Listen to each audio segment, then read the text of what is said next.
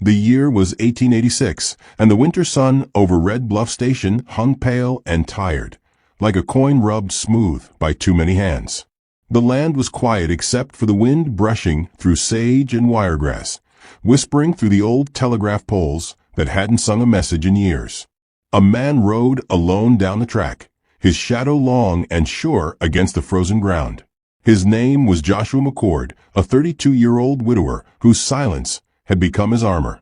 Once, laughter had lived in him. Now only the steady rhythm of breath and duty remained. He had buried his wife 3 winters ago and spoken little since. Some men drowned in whiskey, others in talk. Josh had chosen the emptiness between words. He stopped when he saw them. Beneath the half-collapsed awning of the abandoned station sat a woman and 5 children huddled together like driftwood caught by the wind. The oldest boy tried to block the others from a cold, his small body shaking. Their mother, thin, beautiful in the weary way of someone who had survived too much, sat motionless, one arm wrapped in a blood-spotted cloth. Her dress was torn near the shoulder, her face pale as snowlight. For a moment, Josh thought they might be ghosts, the kind that haunt lonely places. Then the youngest coughed, and the sound was heartbreakingly human. He dismounted slowly. The mare's breath steamed in the cold as Josh approached. The woman rose, swaying slightly, and pressed a hand to her ribs. "We'll move along soon," she said softly, voice hoarse from cold and hunger. "Didn't mean to trespass. Just need to rest a spell." Her dignity, though threadbare, held steady. Josh stopped a few paces away. "How long you been here?" "4 nights," she whispered.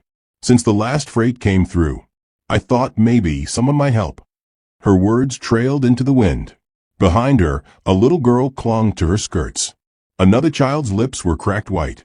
Josh looked at the woman again, saw pride beneath exhaustion, fear beneath resolve. "You got a name?" She nodded faintly. "Henrietta Harland. Folks call me Hetty." She turned toward the children, murmuring their names: Samuel, Annie, Thomas, Lydia, and Will. Her voice broke on the last one. Josh's eyes drifted to the horizon, to the blackening clouds gathering over the ridge. "You'll freeze if you stay." "We'll manage," she said, though her knees trembled. "I can work. I'll clean barns, wash clothes, anything, just feed them." Her plea scraped something raw in him. He remembered a voice once telling him that love was a duty, not a feeling. Evelyn's voice, now long buried. He stepped closer, words simple and final. "You're coming with me." Hetty blinked as if she hadn't heard right. "Sir." He lifted his hand slightly. "Don't argue. Load the young ones. Storm's an hour out." The eldest boy frowned, wary. "We ain't beggars." Josh met his stare with quiet steel. "Didn't say you were." In minutes, the wagon was loaded. Hetty hesitated before climbing in. When Josh offered his hand, she flinched, then took it. Her palm was ice-cold, trembling. He helped her up gently, careful not to jar her injured arm. As he climbed to the front, the youngest whispered to his mother, "Is he an angel?" Hetty shook her head. "No, baby. Just a man." But when the wagon began to move, she dared a glance at the back of Josh's broad shoulders and felt, for the first time in days, the fragile spark of safety. The miles home stretched under a gray sky. The wheels cracked the frozen earth in rhythm with the children's shallow breaths. Josh kept his eyes fixed ahead. He didn't ask where they'd come from or what they'd lost. He could see enough in their faces. The land rolled wide and empty around them, pines whispering secrets neither of them could afford to tell. Hetty tried to stay upright, fighting the pull of sleep. Each bump of the road reminded her body of pain, yet her heart, against reason, began to unclench. By dusk, snow had begun to fall, thin at first, then heavier. The wagon crested a hill, and there, nestled among cedar and rock, lay McCord Ranch. Smoke lifted from the chimney in tired curls. The sight made Hetty's breath catch.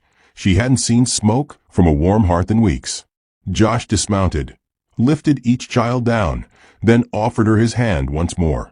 When she stepped onto the ground, she swayed, and he steadied her with a firm grasp. She murmured, "You don't have to do this."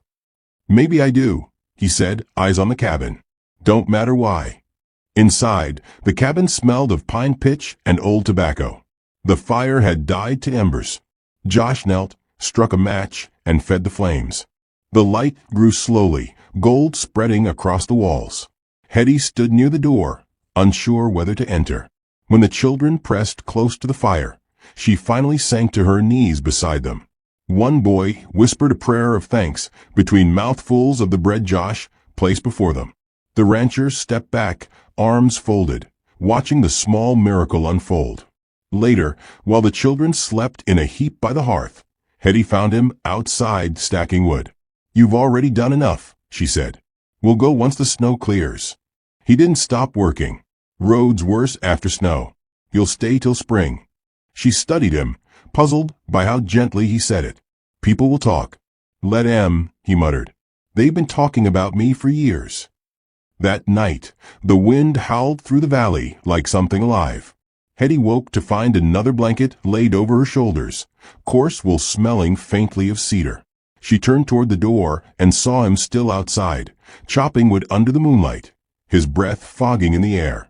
For a moment she thought he looked less like a man and more like a mountain, immovable, solitary, carrying the weight of storms. When morning came, word had already reached town. At the mercantile, men joked that Josh McCord had gone soft. Women whispered that the widow must have bewitched him. Only old Tom Riggins, the blacksmith, shook his head. "Ain't softness," he said. "It's decency, thing most folks forget exists." Back at the ranch, Hetty scrubbed floors till her fingers bled, patched curtains with scraps from her skirt, and filled the room with quiet purpose. The children's laughter began to return, tentative and bright. Josh repaired the corral fence in silence, pretending not to notice the sound. Yet each evening, when he returned, he found supper waiting and the cabin warmer than before. One afternoon, as the sun dipped low, the youngest girl toddled toward him, clutching a handful of wildflowers. "Mama said to give these to you," she whispered. "You brought us home." Josh took the crushed blooms, unable to speak. Hetty, watching from the doorway, saw his rough hand close around the tiny stems and felt tears burn her eyes. That night, as the firelight trembled across the room, she sat awake long after the children slept. Josh was outside again, splitting wood, the rhythm of his labor steady and calm. She realized, with a strange ache, that she no longer feared tomorrow. Somewhere between his silence and his kindness, she had found the shape of belonging. Through the frosted glass, she watched him pause, straighten, and glance toward the window. Their eyes met for a heartbeat across the snow. Then he turned back to his work, swinging the axe as if building more than a pile of firewood, as if, without knowing it, he was building a home. Spring came slow that year, like a shy child peeking through frost. The snow on the McCord ranch melted in streaks, revealing the color of life beneath the gray, soft shoots of grass, puddles reflecting sky, and hoofprints that told stories of quiet labor. Joshua worked sunup to sundown, rebuilding fences, fixing the roof, and never asking for thanks. Inside the cabin, Hetty moved with quiet purpose, her bandaged arm healed now to a pale scar. The children had grown rounder, laughter bright as wind chimes echoing through the yard. But beneath the peace ran a pulse of unease, a question neither dared ask. How long could borrowed kindness last before the world came knocking? The knock came one blue morning, when the air smelled of thawing earth. A rider crested the ridge, Deputy Coal Tanner, hat low, his badge flashing in sunlight. Josh met him at the gate, jaw tight, eyes wary. Cole's voice was soft, but heavy with the kind of words that travel fast. "Town's been talking. Some say that woman you got here, her husband, Eli Harland, was wanted for robbing a payroll train out near Abilene. They're saying she might have known." The wind fell still. Josh didn't answer. The deputy cleared his throat. "Just thought you ought to know, before someone else rides up asking less polite." He tipped his hat and left the dust hanging in his wake. When Josh entered the cabin, Hetty already knew. She was kneeling by the hearth, hands trembling over the pot, though the fire had gone cold. "I heard the horses," she whispered. "They know now, don't they?" Her voice cracked like thin ice. Josh stood silent, the door creaking shut behind him. "It's true," she said finally. Eli did steal that money. He was shot running from it. I never saw a coin of it, but no one believed me then. They won't believe me now." She rose, shoulders shaking. "I'll pack what I can. We'll leave by nightfall." Josh's voice came slow, measured, like a man thinking each word through pain. "Where would you go?" "Anywhere," she said. "Better that than be the reason they spit when they say your name." He stepped closer, his eyes hard but kind. "You think I care about names?" "I think you care about honor," she said bitterly. "And I've got none left to give." He reached for his hat, staring into the fire that wasn't burning. "You got 5 children who call this place home now. If they ride you out, they'll have to ride me too." Her knees gave way before the words had finished. She covered her face with her hands, sobbing not from fear, but from the shock of being defended. No one had ever stood still for her before. "Why?" she whispered. "Why risk yourself?"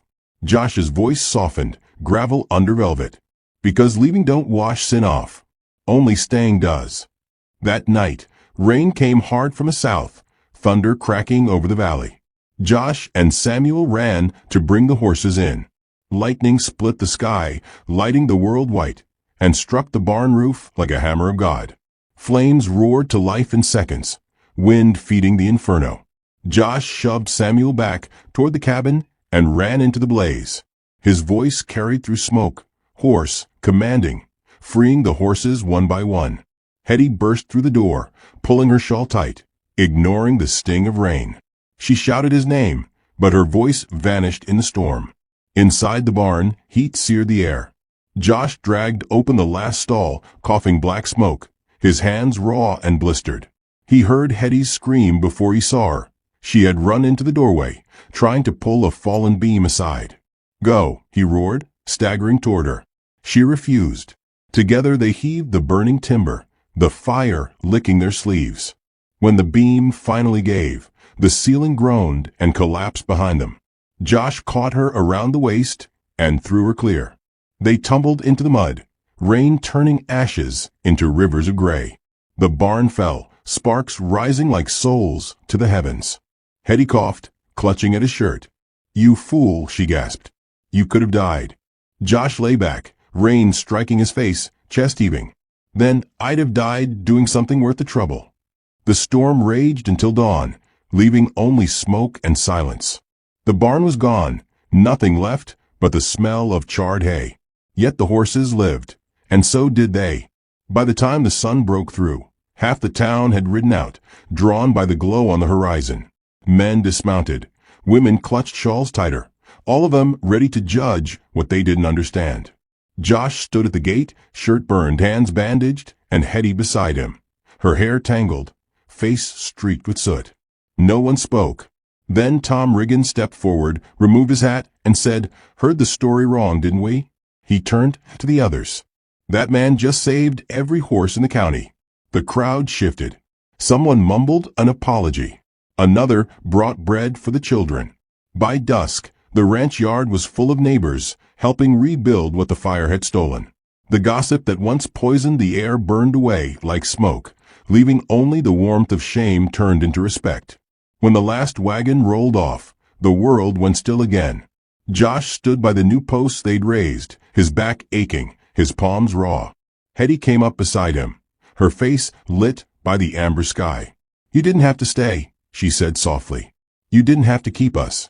Josh turned, eyes weary but tender. "Maybe not, but I wanted to." She searched his face for a lie and found none. Her voice trembled like the first leaf in spring. "I don't know what I've got left to offer." He looked toward the horizon where the fields met the clouds. "A home," he said simply. "And that's more than most men ever get." The evening light turned everything gold. Hetty took a step closer. "You're a strange man, Joshua McCord." "Just tired of being alone," he murmured. She hesitated, then reached out and touched his burned hand. "Then maybe it's time neither of us is." They stood that way until the sky deepened into indigo and the first stars blinked awake. Behind them, the children's laughter spilled from the cabin window, soft and free. For once, it didn't sound borrowed. It sounded like it belonged. Later that night, Josh sat by the new fire pit he'd built beside the ruined barn. Hetty joined him, wrapped in his old coat. She handed him a tin cup of coffee. The silence between them was no longer empty. It was full of everything unspoken. He turned to her, voice roughened with truth. "When the preacher comes through next month, I'll ask him to stay a while. Figure it's time I do this proper." Her breath caught. "Are you asking?" He nodded once, steady. "I am." Tears welled in her eyes. She pressed a hand to his chest where the heartbeat thudded strong and real. "Then I'll stay. Not out of debt, but out of choice." A slow smile broke across his face, rare, quiet, but brighter than firelight. "That'll do," he said. When dawn came, smoke still rose faintly from the ashes, curling toward heaven like a vow. The ranch smelled of rain and rebirth. Hetty stepped out onto the porch, watching Josh in the yard, shirt sleeves rolled, hammering a new beam into place. For the first time since she'd met him, she realized he wasn't rebuilding the barn. He was rebuilding his heart. And somewhere deep within her, where cold had lived too long, something finally warmed enough to bloom.